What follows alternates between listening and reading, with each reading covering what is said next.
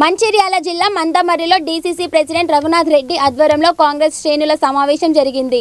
ఈ నెల 18న సిఈఆర్ క్లబ్లో నిర్వహించనున్న అంబేద్కర్ కాలేజీ న్యాయ నిపుణుల అవగాహన సదస్సుకు యువత తరలి రావాలని ఆయన పిలుపునిచ్చారు.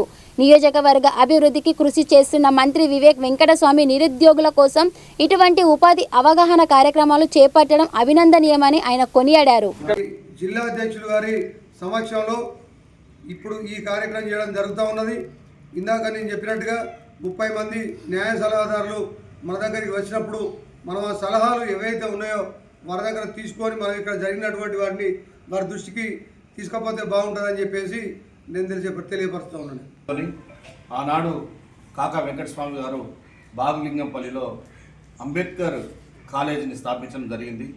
నాటి నుండి నేటి వరకు కూడా కొన్ని వేల మంది విద్యార్థుల్ని మహోన్నతమైనటువంటి వ్యక్తులుగా తీర్చిదిద్దినటువంటి ఘనత కాకా వెంకటస్వామి గారి కుటుంబానికి దక్కుతుంది. అదేవిధంగా అంబేద్కర్ కాలేజీకి దక్కుతుంది.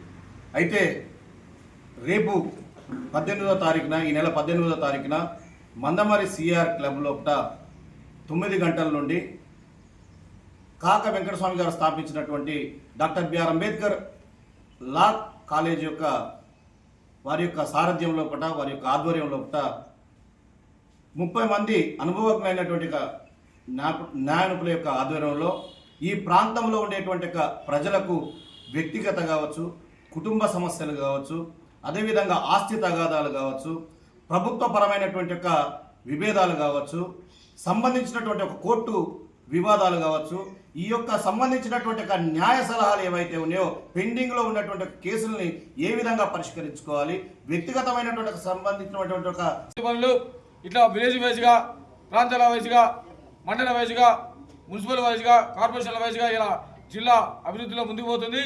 అదే కాకుండా ఇలా నిన్న మొన్న 12వ తారీఖు రోజున గౌరవనీయులు బీఆర్ఎస్ వర్కింగ్ ప్రెసిడెంట్ కేటీఆర్ గారు కేతపల్లి మున్సిపల్ పరిధిలో ఉన్నటువంటి బాలకృష్ణ ఇంటికి వచ్చేసి ఒక ప్రేలాపనతో మాట్లాడడం జరిగింది.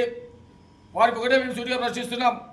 కేతపల్లి మున్సిపల్ ఎన్నికలు జరిగినప్పుడు ప్రజలు ఏదైతే నిర్ణయించిందో ఆ నిర్ణయానికి మేము కట్టుబడినాం. ఆ నిర్ణయం ప్రకారంగా మేము వెళ్తున్నాం. ఆ రోజు కేతపల్లిలో మెజార్టీ ఉన్న బీఆర్ఎస్ సిపిఐ వాళ్ళు కలిసి 14 మంది మెజార్టీ ఉండి 16వ తారీఖు నాడు ప్రమాణ స్వీకారం చేసి ఎన్నిక పోవాల్సిన సమయం లోపల కేవలం బాలకృష్ణ గారు రాష్ట్ర వ్యాప్తంగా ప్రింట్ మీడియాతో, ఎలక్ట్రానిక్ మీడియాతో, సోషల్ మీడియాతో ఒక హీరోయిజాన్ని చూపించుకోవాలనే ఆలోచనతో వాళ్ళు అసలు హాల్కి అటెండ్ కాలేదు.